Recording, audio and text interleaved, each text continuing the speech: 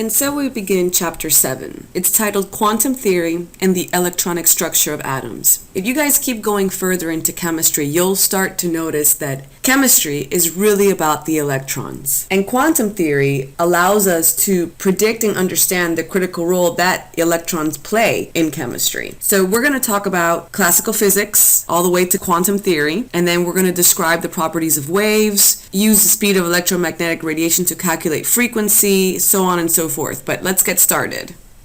Back in the 19th century, physicists tried to understand atoms and molecules, and they assumed that molecules behave like rebounding billiard balls. And by doing so, they were able to predict and explain some macroscopic phenomena, such as the pressure exerted by a gas and other things. But that model did not account for the stability of the molecules. It couldn't explain the forces that hold atoms together. And after a long time, they realized that the properties of atoms and molecules are not governed by the same physical laws as larger objects. Max Planck discovered that atoms and molecules emit energy only in certain discrete quantities called quanta. But to understand Planck's quantum theory, we must first learn a little bit about the nature of waves. A wave can be thought of as a vibrating disturbance by which energy is transmitted. Think of waves in the ocean. The fundamental property of a wave is illustrated in this figure. Waves are characterized by their length and height, and by the number of waves that pass through a certain point in 1 second. The wavelength, which has symbol lambda, is the distance between identical points on a successive wave. The frequency, which is symbol nu, is the number of waves that pass through a particular point in 1 second. Amplitude is the vertical distance from the midline of the wave to the peak or the trough. Another important property of a wave is their speed. And you can see here, to find the speed of a wave, all you got to do is multiply how big the wave is, the wavelength, and the number of waves that pass through a particular point, which is the frequency. So to find the speed, it's wavelength times frequency, lambda times nu. The frequency indicates the number of these waves that pass any reference point per unit of time. So basically waves per time. Thus, the product of these terms results in the dimensions of distance per time, which is speed. Wavelength is usually expressed in units of meters, centimeters, or nanometers, and frequency is measured in hertz, where 1 hertz is equal to 1 cycle per second. Back in 1873, James Maxwell proposed that visible light consists of electromagnetic waves. Now, we've heard of several different types of waves. There's water waves, sound waves, light waves. Note that sound and water waves are not electromagnetic, but X-rays and radio waves are. According to Maxwell's theory, an electromagnetic wave has an electric field component and a magnetic field component. And you can tell that both the components have the same wavelength, the same frequency, and the same amplitude, which also means that they have the same speed. But they oscillate in 2 perpendicular planes. The significance of Maxwell's theory is that it provided a mathematical description of the general behavior of light. Especially, he was able to accurately describe how energy in the form of radiation can be propagated through space as vibrating electric and magnetic fields. So, electromagnetic radiation is the emission and transmission of energy in the form of electromagnetic waves. Electromagnetic waves travel at 3.00 times 10 to the 8th meters per second. Of course, this number is rounded off, but that is what we know of to be the speed of light. Note that the speed of light can change depending on what medium you're in, but not enough to distort any calculation significantly, so we keep it at 3.00 times 10 to the 8th meters per second. By convention, the symbol that we use for the speed of light is c. So now if we gave you a problem that asked you for the wavelength of a particular light, well, all you got to do is use the speed of light, which we know already, 3.00 times 10 to the 8th meters per second. They would have to give you the frequency, and then all you got to do is solve for wavelength. So let's do a problem that deals with something like this. All right, this is a very simple problem. It's 7.7 in the back of your chapter. What is the wavelength in nanometers of light having a frequency of 8.6 times 10 to the 13th hertz? And then B, what is the frequency in hertz of light having a wavelength of 566 nanometers? Well, they're 2 different questions, so let's take care of A first. To find the wavelength, I know that I have to use C equals lambda nu, but I have to solve for lambda because lambda is the wavelength.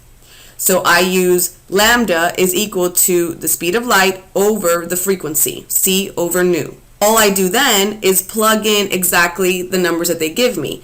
So the speed of light, I know, it's 3.00 times 10 to the 8th meters per second, and the frequency, nu, is 8.6 times 10 to the 13 hertz. Now, hertz, I forgot to tell you, but you can leave out the word cycle because it's cycles per second. So basically it could be 1 over second. So I'm going to use that. 8.6 times 10 to the 13th, 1 over seconds. That way, when I put it in this equation, the bottom fraction flips and I cancel out my seconds and I'm left with meters. But the question asks, what is it in nanometers? So I have to take the answer and convert it to nanometers. My final answer is 3.5 times 10 to the third nanometers. It's pretty simple. All right, let's do part B. What is the frequency in hertz, or 1 over seconds, of light having a wavelength of 566 nanometers? I'm going to use the same equation, C equals lambda nu, but this time I'm going to solve for frequency. So frequency is equal to C over lambda. So speed of light over the wavelength. The speed of light I know, divided by the wavelength, which they give it to me, but in nanometers. I'm going to go ahead and convert that right away to meters so it can cancel with my meters per second units of the speed of light. So when I do that and I divide them, I get a final answer of 5.30 times 10 to the 14th 1 over seconds, or hertz. Same thing. All right, let's move on. All right, so now that we know the visible light consists of electromagnetic waves, because that's what Maxwell told us, I wanted to show you some types of electromagnetic radiation.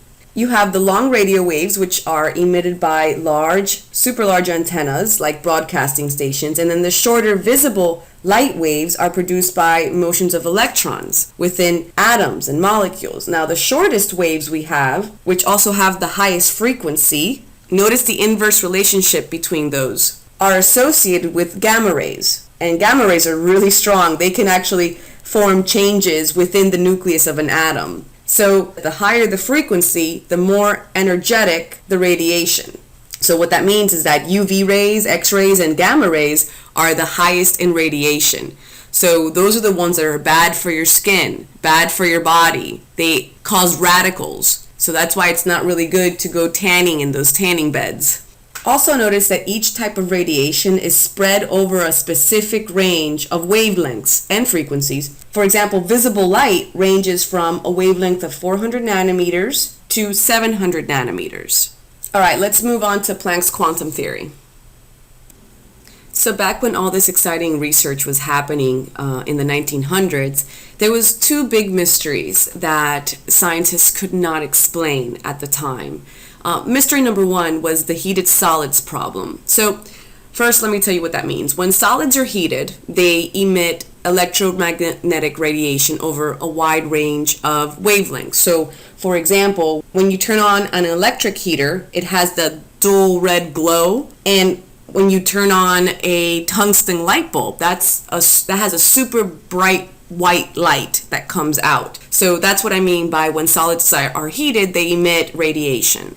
Now, the amount of radiant energy that's emitted by these objects at a certain temperature depends on its wavelength. So for example, why is the heater a dull red glow? And why is the tungsten light bulb super bright white light? Why are they not both super bright? That was the main problem that the scientists had. They couldn't explain why is that? Why is one dull? Why is one bright white light? In other words, why does the intensity of radiation depend on the wavelength? Well, many tried to explain why this is true, but only one person figured it out, and it was Planck. He postulated that energy is emitted and absorbed in bundles. No, not like your cable and internet bundle, but sort of like that, right?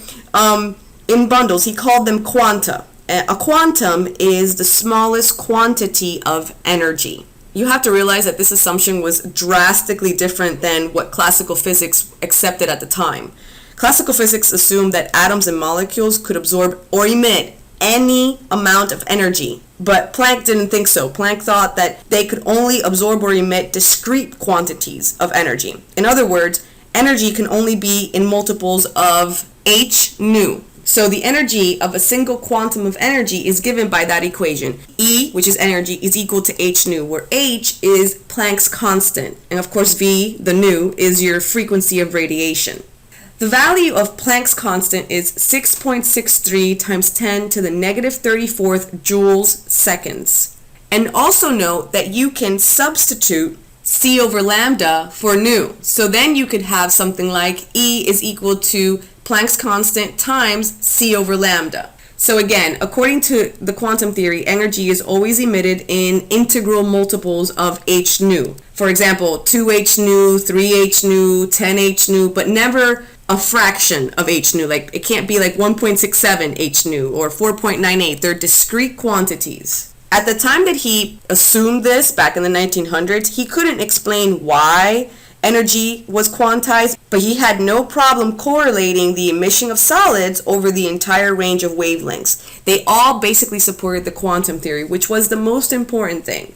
This idea of quantizing or bundling energy may seem strange right now, but think about it. The concept of quantization has many analogies. For example, the electron, right? The electric charge is also quantized. There can only be whole number multiples of electrons, the charge of one electron. You don't have 0.3 charge of an electron, right? They're quantized. Matter itself is also quantized because the numbers of electrons, protons, neutrons, and the numbers of atoms in a sample of matter must also be integers. You don't have fractions of atoms. So the next video is going to go over the second mystery of quantum theory, which deals with the photoelectric effect. All right, see you later.